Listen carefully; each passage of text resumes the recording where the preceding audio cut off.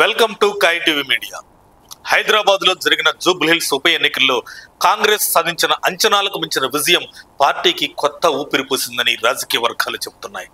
నగరంలో బలమైన ఆధారం లేకపోయినా అధికారంలోకి వచ్చిన తర్వాత జరిగిన 2 ఉప ఎన్నికల్లోనూ కాంగ్రెస్ బీఆర్ఎస్ ను ఓడించడం ప్రత్యేకంగా గుర్తించదగ్గ విషయం. ముఖ్యంగా సాధారణ ఎన్నికల సమయంలో జరిగిన కంటోన్మెంట్ ఉప ఎన్నిక కన్నా జూబ్లీహిల్స్ విజయమే పార్టీకి ఎక్కువ ఉత్సాహాన్ని ఇచ్చిందని అభిప్రాయం. జూబ్లీహిల్స్ లో గత 3 ఎన్నికల్లో ఓటములు ఎదుర్కొన్న కాంగ్రెస్ ఈసారి 51% ఓట్లతో గెలవడం అనేక మందిని ఆశ్చర్యంలో ముంచేసింది.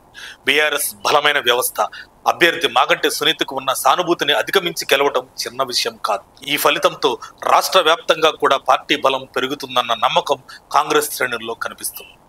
రేవంత్ రెడ్డి ప్రభుత్వం ఏర్పడి దాదాపు 2 ఏళ్లు పూర్తయ్యాయి.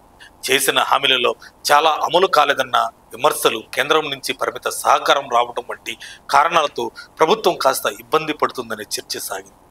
ప్రజలు తమకు చెప్పిన వాగ్దానాలు నిజం కావాలని కోరుకుండటంతో జూబ్లీహిల్స్ ఉప ఎన్నికల్లో కాంగ్రెస్ కు కష్టాలు రావచ్చని కార్యకర్తలే భావించిన పరిస్థితి ఉంది. అయితే రేవంత్ రెడ్డి తన రాజకీయ నైపుణ్యంతో ఆ ప్రతికూల పరిస్థితులను అధిగమించినట్టు ఈ ఫలితం స్పష్టంగా చూపించిందని నాయకులు భావిస్తున్నారు.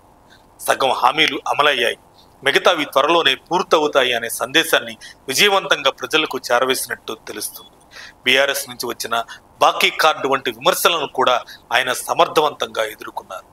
దీనితో రాష్ట్ర వ్యాప్తంగా కార్యకర్తల్లో కొత్త నమ్మకం, ధైర్యం పెరిగిందని పరిశీలకులు చెబుతున్నారు.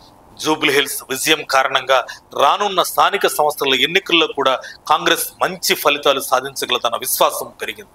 ఈ విజయ పరంపర ఇంకా కొనసాగుతుందనే నమ్మకం ఇప్పుడు కాంగ్రెస్ పార్టీ అంతటా కనిపిస్తుంది.